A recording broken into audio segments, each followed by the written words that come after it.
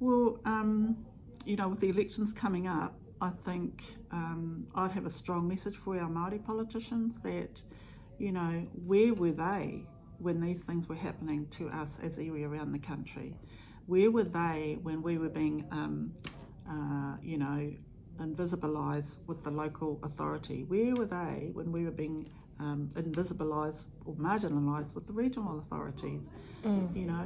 What do you want to see them doing now? Well, first, I suppose what I've seen happening is that there's a whole lot of resourcing coming into our area, from the government, whether it's to the council, to the regional authority, or to government agencies.